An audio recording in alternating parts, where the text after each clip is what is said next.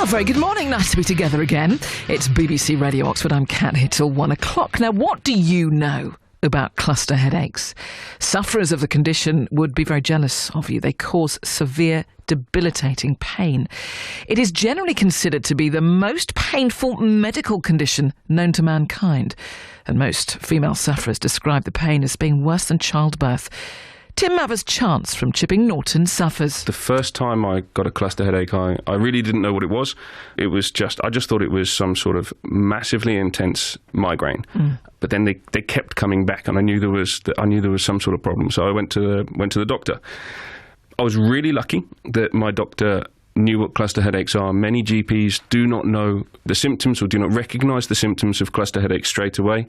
They assume that they are a form of migraine. So my doctor recognised the symptoms, put me in touch with a neurologist who did all sorts of tests and diagnosed me with cluster headaches. Can you describe the pain of a cluster headache? Because, you know, for anybody that's perhaps suffered from a migraine, a lot of people think, well, that's the worst it can get. That's where it stops. But no. No. There's a totally different pain threshold that you have to think about. When people describe cluster headaches medically, they say it's the worst pain known to medical science. As a sufferer of cluster headaches, I've not experienced every pain known to medical science, but I can say it's on a totally different level. It's like having a red-hot poker shoved through your eyeball back to front and then having your brain squeezed out the side of your head.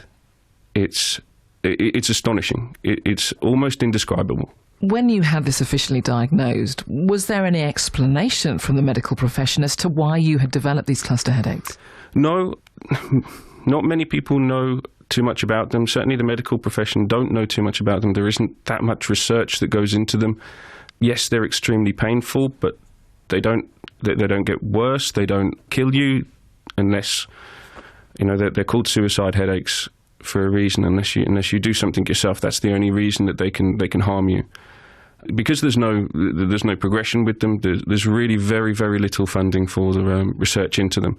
Can they stop as quickly as they started? Because of course, you know, they've started, you know, later in your life. Of course, sure. You know, they didn't start when you were a child. So does it mean perhaps they can stop as abruptly, or does the medical profession just not know?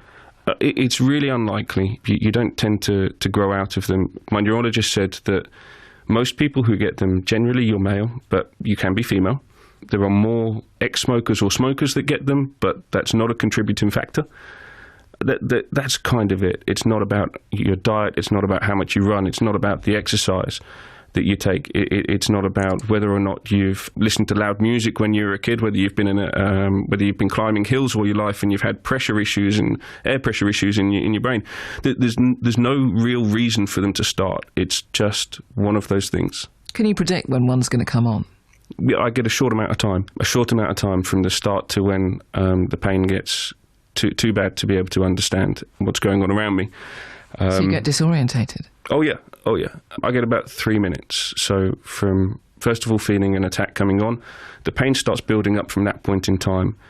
When it gets to about 3 minutes, if I haven't put an injection into me or got an oxygen mask on my face, the pain gets so bad that it's really, really difficult for me to understand what's going on in the room, what's going on around me, to communicate with people. It just gets to a point where almost all I can do is scream at that point in time. So you have to very much organise your life around predicting that you're going to get 1 or 2 or 3 or 4 cluster headaches in one 24-hour period. Sure. There's some things that make them worse. There's some things that I can almost guarantee are going to give me an attack that you steer clear of. What makes them worse? So you can have triggers like alcohol. Alcohol is one of those triggers. You know, I really enjoyed a number of different wines and a number of different beers, as many guys do, that I've had to cut out totally. I can't drink alcohol anymore. Sounds silly, but you know, things like celebrations, things like Christmas time, you do miss those things, but you kind of have to get used to it. Another thing is perfume. So if you walk past somebody in a supermarket that has strong perfume on, that can be a trigger. Commercial air fresheners. So at my local gym, the air fresheners that are in the changing rooms, they trigger off attacks too. So I can't go into many public spaces without having to always be thinking, I've got to expect an attack here. What happens in your head? physically or Should we start with physically?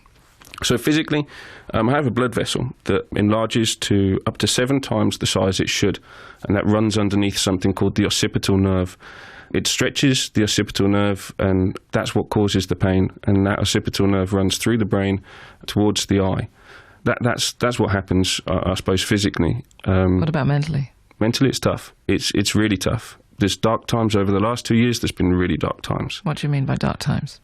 Times where it's been tough to continue. Times where I've thought, is this pain going to ever go away? Am I ever going to get to a point where I can have a normal life again? Am I ever going to be able to work again? Am I going to be able to go to a assembly for my kids at school without having to always be on edge?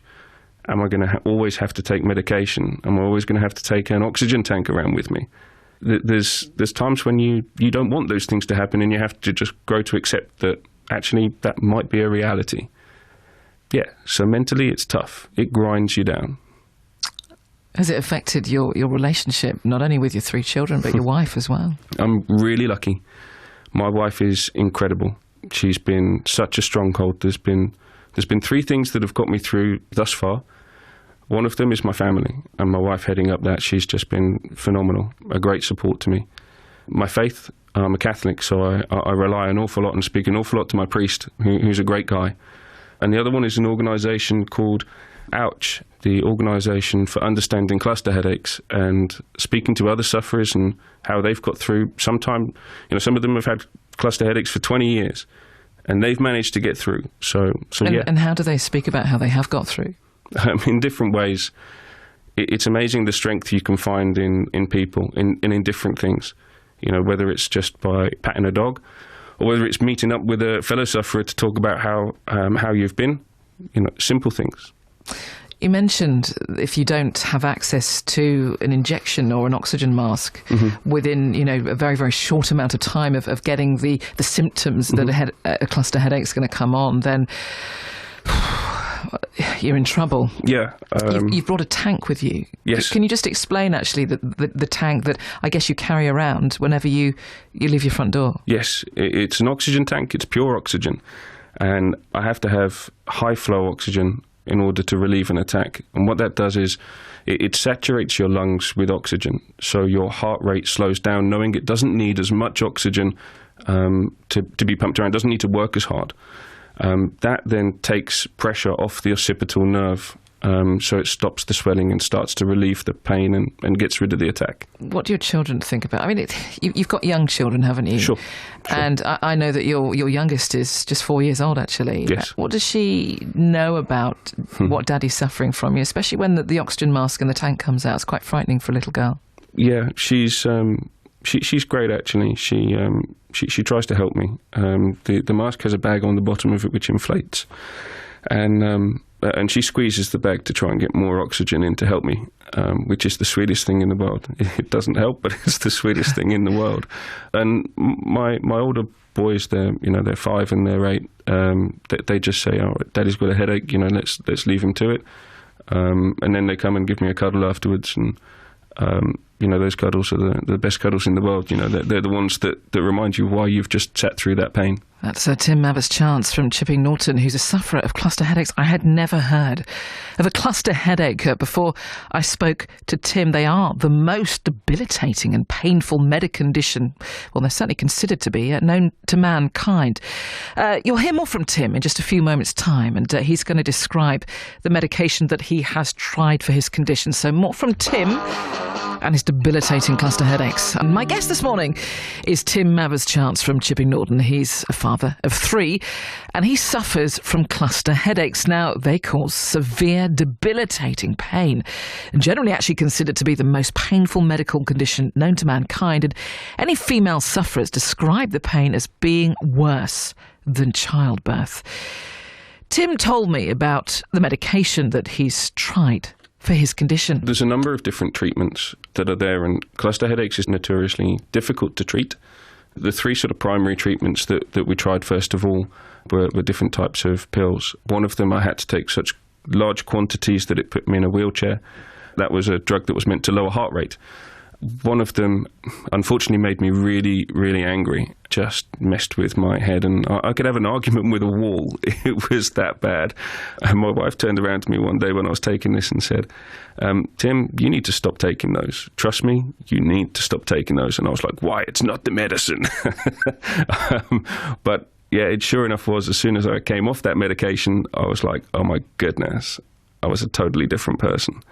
The other one, just the quantities got so much that it dumbed me down to a comical value. If you've ever seen the film Dumb and Dumber, that was my life for a short space of time. It just really stopped me from being able to think straight. So I've been through a number of different medications, which can work for other people at different levels. Unfortunately for me, they haven't. I'm still trying different medications, but the next step for me is an avant-garde type of brain surgery, where they're going to be putting a TENS machine or something similar to a TENS machine. If many of the listeners, I'm sure, have got families, and when they've had families, the wife's been in labour, and they may have been offered at some point in time a TENS machine. Oh, yes. And this TENS machine it's a similar type of device that's going to be implanted in my head. It's an electronic stimulator. It is avant-garde. We're not sure how successful it's going to be. But yeah, we're hopeful. I've got fingers crossed on this. And when will that be likely to happen, if it does? I'm not sure when it's going to happen yet. The difficulty is that, for me, that there's a lot of people out there who are more sick than I am. They have illnesses that could be fatal. And I totally understand that I'm just going to keep on getting these headaches. So the neurosurgeons have to prioritise and will always prioritise people to that operating table where they can save a life. So I sit on a waiting list, waiting for a space in time where they have a gap for me. But you know what? I've seen a video of you going through a cluster headache, and sure. For anyone to see that would certainly see you as a priority. Cat Orman on digital 95.2 FM and online. BBC Radio Oxford. Radio for Oxfordshire. Now, we're hearing from Tim Maver-Chance from Chipping Norton this morning. He suffers from cluster headaches, and they are considered to be the most painful medical condition known to mankind. In fact, any female sufferer describes the pain as actually being worse than childhood. I saw a video of Tim suffering from a cluster headache. Here's just some of the audio from that video. This is a cluster headache. I get these 5 or 6 times a day and night. The pain is intense in my eye. It feels like somebody's trying to push something through my eyeball. I don't think I'm at the back of the queue. Let's put it that way. But do you know how awful that? Just to see that, to see somebody in so much pain, and to see a grown man describe the pain and try and almost scratch his own eyes out because he was in so much pain. Do you know how affecting that is? It's tough. I was so brave to do that, though, too. Not many people know about cluster headaches. They don't know what it is to have them. They've not seen attacks. They don't understand how painful this can be, and that's why I did the video. How long ago did you do the video? It was just about a year ago, just over a year ago now. At that point in time, I thought, wow, I've been coping with this for such a long time. I need to be able to tell people about it. I need to be able to get some understanding as to why it's happening, and let people know that if they're suffering with the same thing, what it can be like. Yeah, I mean, I thought maybe a couple of hundred people. I'd be really chuffed if a couple of hundred people looked at this video, and 45,000 people have viewed this video so far.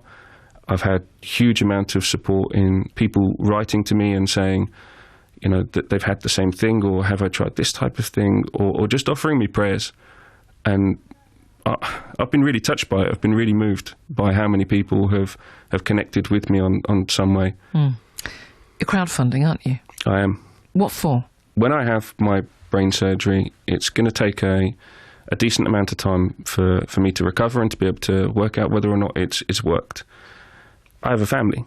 I have a wife who wants to look after me, who's going to have to take a number of weeks and maybe months off work. I have kids who aren't going to be able to do certain things because I'm not going to be able to do them. My wife isn't going to be able to do them. We're not going to be able to afford to do them. And it's a really humble campaign, but it's just to try and help my family get through what will be a really tough time. Anything that we don't use for a very honest reason will be donated to Ouch, which is the charity that supports other sufferers. What was life like before these cluster headaches? It was pretty good. It was pretty good. I was a commercial plumber. Yeah, we had a house on the outside of London, really, I suppose, on the commuter belt. And I was able to do everything with my kids. My wife was able to do everything with the kids too. We were actually planning on, at one point in time, we were planning on moving to Australia, and that's what we were saving up for. We were going to move to Perth. It's amazing how quickly life can change. You know, I still look back at where I had photographs of me in a wheelchair, and 6 months prior to that, I had photos of me on a building site. You know, it's just, they're just worlds apart. Do you question why me? I'm a religious guy. I know that whatever I'm going through, I'm going through for some reason, or at least I can make the best of it. And whether it's one person gets touched and gets moved by hearing this, or whether it's that somebody out there who suffers from cluster headaches goes, wow, I never actually knew these were cluster headaches. I need to get back to my doctor. I know there's a reason, and I firmly believe that there is a reason, even if that reason is to just be strong and make the best of it. I wish you the very best. I really do, Tim. What's your crowdfunding page? It's GoFundMe.com/clusterhead. And that's Tim Maver-Chance from Chipping Norton describing how cluster headaches have affected his life. It's a condition that until I met Tim, I had never ever heard of. But I'm sure one thing, more research and understanding into cluster headaches is paramount.